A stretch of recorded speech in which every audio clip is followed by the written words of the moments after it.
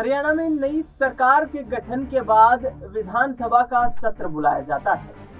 विधायक दल के नेता के रूप में तो नायब सिंह सैनी को चुन लिया गया था। शपथ ग्रहण समारोह भी पंचकुला में भव्य रूप से मनाया गया और इसके साथ साथ तीसरी बार भारतीय जनता पार्टी ने जब हरियाणा में सरकार बनाई तो प्रधानमंत्री नरेंद्र मोदी अपनी पार्टी के तमाम नेताओं पदाधिकारियों की यहाँ पर तारीफों के पुल बांधते हुए नजर आए।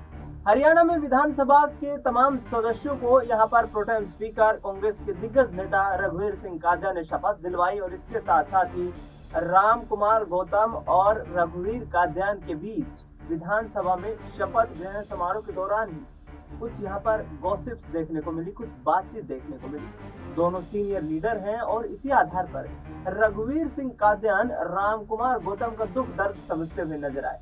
राम कुमार गौतम ने कहा कि तीसरी बार वो विधानसभा में पहुंचे, लेकिन रघुवीर सिंह कादियान यहाँ पर उनको कहते हुए नजर आए कि उनको सूखा रख दिया गया है, यानी कि मंत्री पद को लेकर जो जद्दोजहद दुष्यंत चौटाला और राम कुमार गौतम के बीच हमने पिछले 5 साल के कार्यकाल के दौरान देखी, वही क्या अब आगे आने वाले वक्त में नायब सिंह सैनी के साथ देखने को मिलेगी। क्या राम कुमार गौतम मंत्री पद को लेकर के यहाँ नायब सिंह सैनी के भी सामने आकर के खड़े हो जाएंगे? तमाम सवाल खड़े हो रहे हैं और राम कुमार गौतम की भूमिका को लेकर के अब आगामी वक्त में किस तरीके से भारतीय जनता पार्टी रणनीति बनाएगी, इन तमाम सवालों पर चर्चा करेंगे। मेरे साथ नाजमीन मौजूद है।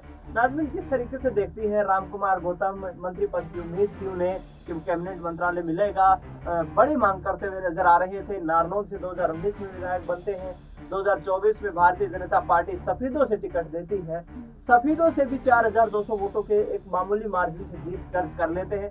तो यहाँ पर राम कुमार गौतम को मंत्रिमंडल में शामिल न किया जाना, कैबिनेट मंत्री न बनाना, क्या भारतीय जनता पार्टी के लिए आगामी वक्त में एक महंगा साबित हो सकता है? देखिए, हरियाणा की राजनीति को लेकर अगर हम बातचीत करें तो भारतीय जनता पार्टी ने हरियाणा को तो बड़े आराम से जीत लिया, लेकिन हरियाणा में तीसरी बार सरकार में आने के बावजूद भी भारतीय जनता पार्टी अपने कई दिग्गज चेहरों को नाराज करती हुई नजर आई। इसमें राम कुमार गौतम का ही जिक्र न करें, रामविलास शर्मा का भी जिक्र हम कर लेते हैं। महेंद्रगढ़ से विधानसभा की टिकट मांगते हुए नजर आ रहे थे, 5 बार के विधायक रह चुके हैं, लेकिन भारतीय जनता पार्टी ने रामविलास शर्मा को टिकट नहीं दिया। कंवर सिंह यादव को चुनावी मैदान में उतारा जाता है। उस दौरान आप देखिए, महेंद्रगढ़ पर प्रचार प्रसार करते हुए रामविलास शर्मा नजर नहीं आते, कंवर सिंह यादव के साथ खड़े होते हुए नहीं दिखाई देते। उस वक्त तो कंवर सिंह यादव ये कहते हुए नजर आ रहे थे कि मैं खुद रामविलास शर्मा के नेतृत्व में चुनाव लड़ूंगा, लेकिन चुनाव जीतने के बाद उनके भी स्वर बदलते हुए नजर आते हैं।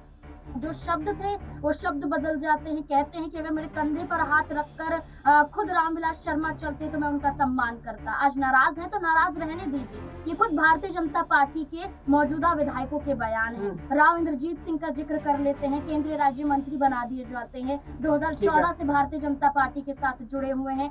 2014, 2019, 2024 एक ही सपना मुख्यमंत्री बनने का, लेकिन भारतीय जनता पार्टी ने मुख्यमंत्री बनने का सपना एक बार फिर से तोड़ दिया। लेकिन एक उम्मीद राव इंद्रजीत सिंह को इस बात की जगी कि उनकी बेटी जो है अटेली से विधानसभा का चुनाव जीतती हुई नजर आई, उन्हें यहाँ पर विधायक से मंत्री बनाया, मंत्री से उन्हें यहाँ पर जिम्मा सौंप दिया जाता है, स्वास्थ्य मंत्रालय यहाँ पर दे दिया जाता है। तो ये एक बड़ी जिम्मेदारी उनकी बेटी को मिल गई तो खामोश हो जाते हैं राव इंद्रजीत। लेकिन अगर हम बात करें राजकुमार गौतम का, माफ कीजिएगा राम कुमार गौतम का, तो राम कुमार गौतम के पास कई कारण बन जाते हैं नाराजगी के। जननायक जनता पार्टी के साथ भी यही नाराजगी राम कुमार गौतम को झेलनी पड़ी। भरे मंच से दुष्यंत चौटाला के खिलाफ बयानबाजी करते हुए नजर आए, यहाँ तक कि कई मीटिंग से वो दूरियां बनाते हुए दिखाई दिए। यही तस्वीरें आप भारतीय जनता पार्टी में भी देख सकते हैं, क्योंकि भारतीय जनता पार्टी को सफेदों से चुनाव राम कुमार गौतम ने जिताया। उसके बाद मंत्री पद को लेकर मांग कर रहे थे, भारतीय जनता पार्टी ने मंत्री नहीं बनाया। इसके बाद विधानसभा सत्र के दौरान ये देखा जाए तो सबको उम्मीद थी, खुद राम कुमार गौतम को उम्मीद थी कि जो विधानसभा स्पीकर का जो पद है, अध्यक्ष पद जो है, वो कहीं ना कहीं 3 चेहरों के बीच में देखा जा रहा था। कृष्ण मिड्डा की बात करें, हरविंदर कल्याण की बात करें या फिर राम कुमार गौतम की बात करें, ये कहा जा रहा था कि डिप्टी स्पीकर का पद और स्पीकर का पद में से कहीं ना कहीं राम कुमार गौतम को एक पद तो जरूर मिलता हुआ नजर आएगा, बड़ी जिम्मेदारी राम कुमार गौतम को मिल सकती है। लेकिन यहाँ भी हमने कुछ उल्टा ही देखा। हरविंदर कल्याण यहाँ से बन जाते हैं, घरोंडा से जो विधायक वो बन जाते हैं यहाँ पर speaker, deputy speaker Krishan Middha यहाँ पर बन जाते हैं। इसके बाद राम कुमार गौतम को लेकर जो दुख बयां करते हुए विधानसभा के अंदर यहाँ पर रघुवीर कादियान नजर आते हैं, तो ये दर्शाता है कि वाकई दुख बड़ा है, उम्र दराज है, तजुर्बा है, लेकिन उसके बावजूद भी भारतीय जनता पार्टी ऐसे पड़ाव पर ऐसे विधायक को दरकिनार करती हुई नजर आ रही है जो चुनाव में उतरे हैं, चुनाव जिताते हैं, लेकिन उसके बावजूद भी भारतीय जनता पार्टी में कोई जगह नजर नहीं आती है। कहीं ना कहीं दुष्यंत चौटाला भी इस चीज से यहाँ पर अपने आप को संतुष्ट देख रहे होंगे, खुश देख रहे होंगे, क्योंकि राम कुमार गौतम जो है वो लगातार दुष्यंत चौटाला पर निशाना साधते रहे बतौर उनकी पार्टी में शामिल होते हुए और उनकी पार्टी से ही विधायक होते हुए। लेकिन नाज़मीन यहाँ पर देखें तो नायब सिंह सैनी किस तरीके से इस नाराजगी को डील कर सकते हैं?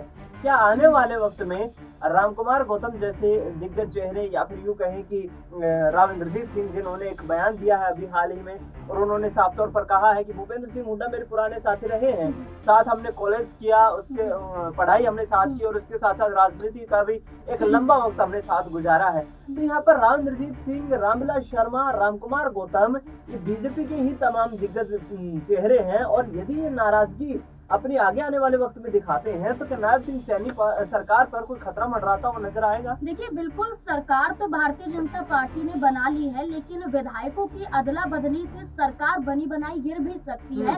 और ये तस्वीरें हमने तब भी देखी थी जब जननायक जनता पार्टी और भारतीय जनता पार्टी का गठबंधन चुनाव से पहले टूटा था। उस दौरान भी जननायक जनता पार्टी ने गठबंधन सीटों के आधार पर तोड़ा। उसके बाद भारतीय जनता पार्टी को निर्दलीय विधायकों का समर्थन भी मिला, निर्दलीय पार्टियों का भी समर्थन मिला। भारतीय जनता पार्टी इस बार हरियाणा में इस आधार पर देखी गई कि किसी भी पार्टी के साथ उन्होंने गठबंधन नहीं किया।